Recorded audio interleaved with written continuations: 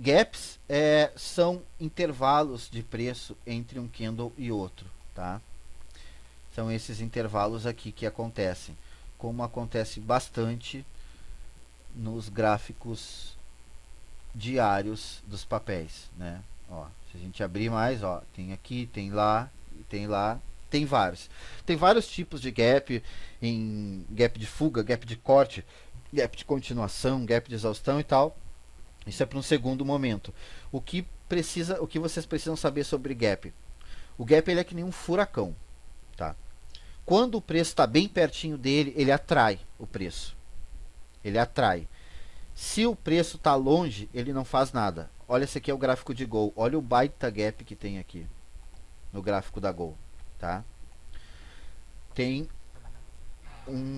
um suporte aqui, né? Tem um suporte aqui. O preço está bem perto do gap. Isso aqui é um furacão. Imagina um furacão sugando tudo que tem na volta. Casa, as vaquinhas voando, né? As árvores voando, tudo aquilo. Ele suga o preço. Então, se o preço escorregar e entrar, ele tende a vir até aqui o fechamento do gap. Não vou explicar hoje o porquê, tá? Mas basicamente é porque não tem memória de preço aqui. Em outro momento a gente detalha mais isso. Como não tem memória de preço, o preço desce reto. O gap ele é um furacão. Só que se o preço começar a subir, qual é o impacto que tem um furacão lá na Carolina do Norte aqui para nós? Nada, né, cara? Ou seja, se o preço for embora e escapar do gap, esse gap aqui, cara, não quer dizer muita coisa. Tem um jargão que diz assim, ó, todos os gaps serão fechados. É mentira, cara. Nem todos os gaps serão fechados. E também o que eu acho, o que eu considero, tá? A maioria dos gaps são fechados. Mas não tem data. Pode ser fechado ano que vem, cara. Então, buscar fechamento de gap só pelo gap é bem complicado. Tem que ter uma série de fatores junto. Tá? É atrativo. Gap é uma coisa que funciona muito. O preço aqui está quase escorregando. A gente pode, se eu fosse assim, fazer uma operação em Gol, eu diria, a grosso modo aqui, ó, que se o preço cair abaixo da média móvel de 72 períodos, né, ele já vai estar dando indicativo de venda. Já dava para entrar buscando o fechamento do gap. Resumidamente assim, né? Porque ele já vai estar praticamente lá dentro. Tá? Olhando por cima. Gap é isso, de uma forma bem resumida. E depois tinha indicadores. Indicadores são ferramentas do gráfico. Aqui, indicadores. O que é e para que serve? Tem uma porrada de indicadores, né? Tem indicadores de tudo que é tipo de coisas. Médias móveis, média móvel por volume. Tem indicador de força, de tendência, de volatilidade. Dava para ficar falando uma semana sobre isso. Eu coloquei algumas coisas aqui que eu acho interessante vocês saberem que existe, tá? Não é para usar porra nenhuma disso aqui, tá? É só para saber que existe. Bandas de Bollinger, nós já falamos disso, né, Fernando, num outro momento. Eu usava muito. Bollinger é para indicar volatilidade, né? É legal, é interessante utilizar. Hoje em dia eu não uso mais porque eu acho que de uma certa forma complica a minha análise muita coisa. Então eu estou naquela questão do que menos é mais, sabe? Volume é um indicador financeiro. Para colocar ele no gráfico é só inserir indicadores, procurar por volume financeiro com cor e inserir. Ele vai aparecer aqui. Eu não utilizo o volume isoladamente. Eu vejo o contexto do volume, sabe? Por exemplo, deu aqui um volume bom de compra. Não significa que hoje vai subir ou que amanhã vai subir. Mas como eu vejo, tá? Isso é como eu vejo. Não estou dizendo que é o certo ou que é assim que vocês têm que ver. Mas é a maneira que olhar o volume para mim fez sentido. Quando eu vejo volume de compra 1, 2, 3 dias entrando, quer dizer que nós teremos uma tendência compradora para os próximos dias? Eu prefiro analisar assim. Tem gente que usa o volume para tomar decisões baseadas na hora. Tá? Eu não gosto muito. Vamos olhar o volume aqui do Ibovespa. Olha só. Aqui mostrou força compradora, umas 3, 4 barras acima da média, né, de volume. Foi quando ele começou a dar essa puxada. Ainda depois dessa força compradora que ele mostrou aqui, ele continuou na puxada. Ele continuou na puxada até aqui, ó, né?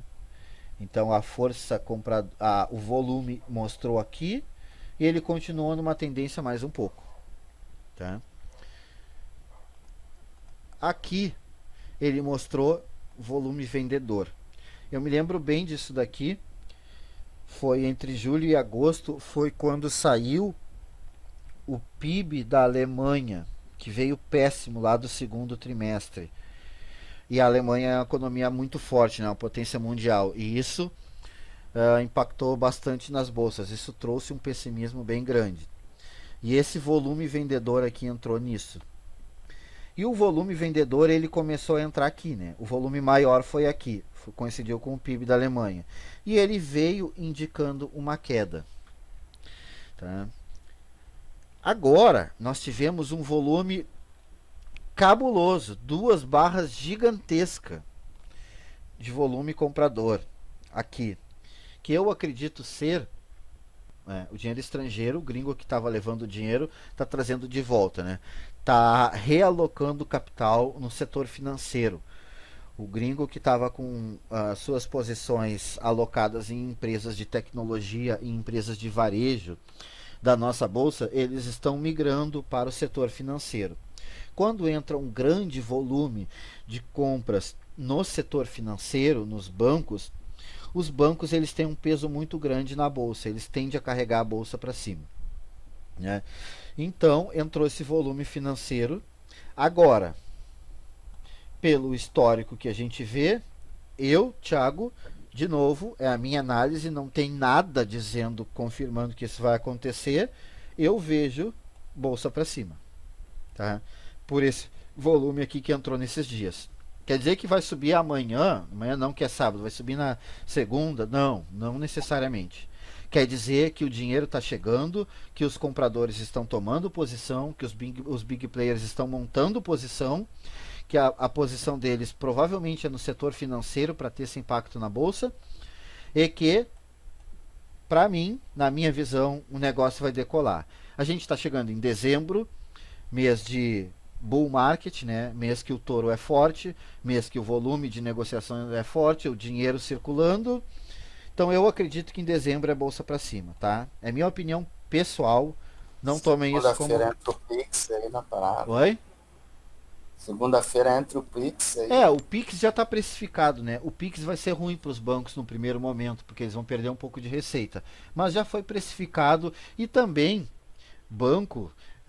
eles não vão botar para perder, né? Em algum momento eles vão dar um jeito de reverter, de buscar essa receita, de incorporar esse Pix e, sabe, diluir isso na urina. Depois, galera, o volume eu acho muito importante, tá? Tem médias móveis, MACD, High Low, VWAP. VWAP é uma média móvel ponderada pelo volume. Não quero falar desses indicadores hoje aqui, a gente já ficou bastante, quase 3 horas aqui. Também, né, acho que não vai ser mais produtivo, mas são indicadores bem conhecidos e que muitas pessoas utilizam. Vocês vão ouvir falar bastante e a gente vai aí, nas próximas aulas, a gente vai esmiuçando mais cada um deles. Eu não utilizo nada disso aqui, tá, pessoal? Os indicadores que eu considero importantes, volume e médias móveis, tá? Média móvel, pelo próprio conceito da coisa, né, cara? É uma média móvel. Então, até de coronavírus aí tem média móvel, é uma coisa que é bem fácil de entender, de analisar, de estudar. Médias móveis no mercado financeiro, para longo prazo, de 100 e de 200 períodos. Dá até para botar de 50 aqui também, tá? De 50 também. Quando a gente vai falar em longo prazo, comprar para não vender mais, para ficar anos com a posição. A média móvel de 200 períodos é uma média móvel chave que muita gente usa, tá? Para médio prazo, isso aqui são algumas opções. Mas olha, um período seria exatamente o quê? Um período é o tempo que tu determina aqui no gráfico. Eu tenho aqui, ó, duas médias móveis. No período, qual período? O período que está meu gráfico. Magalu está nos 60 minutos. Então a média móvel é dos 60 minutos. Se eu mudar o gráfico para o diário, a média móvel é do gráfico diário. Cada período é referente ao gráfico. Né? Médias móveis de médio prazo, que a galera usa muito, tá? Isso aqui eu estou dando para vocês aqui as mais usadas. 72, 50, 66, 34, 21 períodos. E as de curto prazo, 21, 17, 13, por exemplo, tá? Tem muita gente que inventa coisas, que bota isso, que bota aquilo e tal. E quais as que eu utilizo aqui? Tá escrito aqui, ó, no cantinho, média móvel e de exponencial, 21 períodos, média móvel exponencial, 72 períodos, tá? A exponencial é só porque ela dá um pouco mais de consideração para os últimos períodos. Então, só um detalhezinho técnico, nada muito importante. Tem gente que opera cruzamento de médias, por exemplo. Tá aqui, deixa eu pegar aqui no 60 que aparece mais. Tem gente que opera cruzamento de médias móveis. Fica esperando, ó. A média móvel roxa é a de 72, ela é de um período maior, portanto ela se move mais devagar, que nem um caminhão se move mais devagar do que uma Ferrari. A média móvel branca é a de 21, então ela se move mais rápido, né? Pode ver que ela é mais nervosinha. Então tem gente que utiliza isso para quê? Cruzou a média móvel, a curta, que a gente chama, cruzou a longa. Indicativo de compra, compra que vai subir. A média móvel curta cruzou para baixo, indicativo de venda, vende que vai descer, tá? Tem gente que utiliza isso. O que mais que tem? O retorno à média, beleza. Só explicando para vocês para que serve, tá? Porque senão fica assim, tá, legal, tem média móvel, mas por que tu vai usar essa porra, né? Então, uma outra maneira de utilizar a média móvel é no retorno à média. Deixa eu pegar aqui no 15, que desse aqui eu acho bem legal. E aí aqui tu pode utilizar tanto uma quanto outra, depende da maneira que cada um prefere operar. Por exemplo, o preço está acima da média, aqui, ó. Aí ele veio e retornou à média, se aproximou. O ideal é que ele encoste na linha. Deixa eu dar um zoomzinho aqui para ficar melhor aqui, ó. Aqui, ó, né? Com uma visualização melhor. Aí, né? O preço está acima da linha, está andando aqui, ele veio, encostou na média. Indicativo de compra, tá? Porque a média, ela funciona tipo uma cerca elétrica, tipo um arame farpado. Encosta ali, dá choque, tá ligado? Tem gente que opera assim, bateu na média, compra. Aí, né, em algum momento, projeta alvo e tal, beleza. Bateu na média, compra. Bateu na média, compra, tá? Esse é um tipo de operação, retorno à média. E uma outra coisa que a gente utiliza muito, que é a coisa que eu mais utilizo, na verdade, eu uso retorno à média, tá? Eu não uso cruzamento, eu, Thiago, não uso cruzamento, eu uso retorno e eu uso também para ver a tendência. Eu pego um gráfico aqui e olho, por exemplo, no diário. Se o preço está acima da média, e daí eu prefiro usar de 72. Se o preço está acima da média de 72, eu assumo que ele está numa tendência de alta. E aí eu posso confirmar. Eu posso, claro, ver se tem uma LTA, ver se eu tenho fundos ascendentes, se eu tenho topos, né, e ascendentes também. Mas se eu vejo que o preço está acima da média móvel, eu já a da maior, no caso, da de 72, que aqui eu gosto, eventualmente vocês podem se adaptar com outras, tá? Eu considero que é para confirmar a tendência, tá? Então, para isso que se usa a média móvel, para essas três coisas. Deve ter mais 1 milhão de coisas. Essas são as três coisas que eu considero importante. Vamos encerrar aqui. Considerações sobre os padrões, né? Os movimentos não são perfeitos. Os movimentos, eles não são perfeitos, que nem vocês viram ali, né? Então, assim, tem que fazer força para enxergar. Às vezes está bem claro, às vezes está bem bonito o movimento, às vezes demora um pouquinho mais, tá?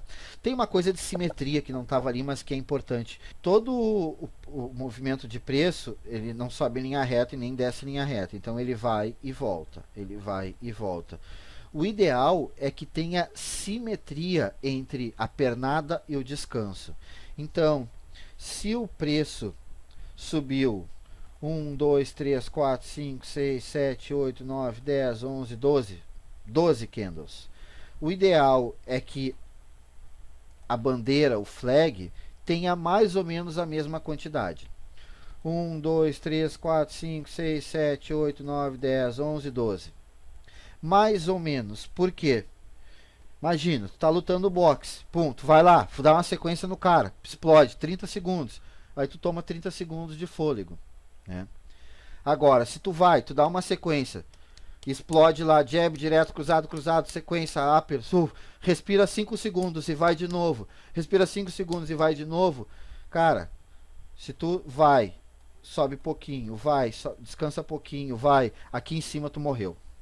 No final do primeiro round tu tá morto de cansado.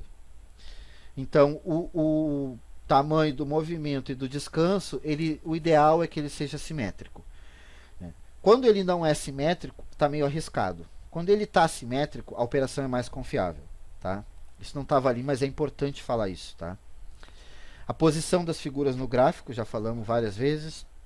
Acúmulo de força, de congestão, isso é saudável, esse descanso simetria, é isso que a gente estava falando. Padrão individual dos ativos. Cada papel daí depois vai ter a sua característica, tipo, cara, tem papel que sobe 10 e cai 3, sobe 10 e cai 3, sobe 10 e cai 3. Exemplo, né? Tem papel que sobe 10 e cai 6, sobe 10 e cai 6. E aí cada papel depois vai tendo uma singularidade ou outra, coisas que a gente vai pegando também. Ciclos de mercado, revezamento de figuras. É o que eu tinha dito para vocês. Parece que de vez em quando, tipo, agora é a vez do oco. Daí a gente vê um monte de oco. Agora é a vez da bandeira. Daí vê um monte de bandeira. E na bolsa, esse revezamento ele também acontece, que parece que é pelos setores, tá? E de novo, eu não li isso em lugar nenhum. Eu só percebo isso, tá? Pode ser que eu esteja falando merda aqui para vocês, mas é a minha visão. Parece que a bolsa ela anda em blocos. Por exemplo, o setor financeiro acordou, os bancos estão se mexendo, né? Varejistas está muito parado. Daqui a pouco começa a entrar movimento nas construtoras, nas educacionais e nas seguradoras. E aí elétricas e sei lá, commodities, elas ficam mais largadas. Daqui a pouco entra outro setor que começa a bombar. Então, me parece que a bolsa ela se movimenta por setores assim. A gente deu um resumão, Leque, um resumão muito superficial, muito superficial da regra do jogo, tá? Aqui é o que é o ás, o que é o par, o que é dois pares, o que é uma trinca, da regra do jogo. Então, assim, aquilo que a gente falou no começo, tudo isso aqui é análise técnica, é o técnico. A outra parte, que é o trade system, que é o gerenciamento de risco, estratégia financeira, tudo isso é o que a gente chama de setup. Tá? Como que a gente vai fazer, a gente vai definir como é que é a nossa entrada, eu só vou entrar no pivô, como é que eu acho pivô, eu só vou entrar no Harami, enfim, né? Vou entrar na média móvel e tal. Isso é o setup, tá? Daí para esse a gente vai combinar semana que vem, se vocês estiverem disponível. Daí a gente fala de setup, de estrutura, da bolsa e tal, ações, mais prática, né? Foi teoria pra caralho hoje, né? Ficou bem pesado assim. Eu vou fracionar isso lá no YouTube em vários vídeos de 20 ou 30 minutos. Pra depois a gente, né, poder ir reassistindo e pegando em pedaços assim, né? Não ficar tão cansativo. Mas vai estar aqui, Leque, o importante é estar aqui, não tem contato nenhum com isso. Tu viu a primeira vez, né? Beleza, não vamos esperar que o cara saiba e decore tudo isso, porque é muita informação. Mas agora vamos assimilando, vamos digerindo, né, cara? É que nem alimentação, tem que todo dia comer um pouquinho do negócio, não adianta. Beleza. Vamos ver se a gente consegue colocar o programa, ativar o programa aí no teu computador, tá com ele prontinho assim pra ti, até tipo sexta-feira que vem, né? Que aí sexta-feira que vem a gente faz uma de novo dessas, fala de trade system e tal, e vai um pouco mais pra prática, dá pra fazer umas brincadeiras assim. Sexta-feira é um dia bom, né? Que é só quem quer mesmo. A galera do mais ou menos não vem. Essa galera do mais ou menos o cara tem que fugir. Isso aí, gurizada. Ficou, né? Meio pesadinho, mas eu acho que é isso. Não tem outra maneira. O cara tem que passar por essa barreira, por esse martelada, essa enxurrada de informação. Mas depois disso, tudo que vem começa a facilitar daí. Gurizada, muito obrigado. Muito obrigado. Valeu. Foi um prazer. A gente se agradece, mano. Feito. Valeu. Brigadaço.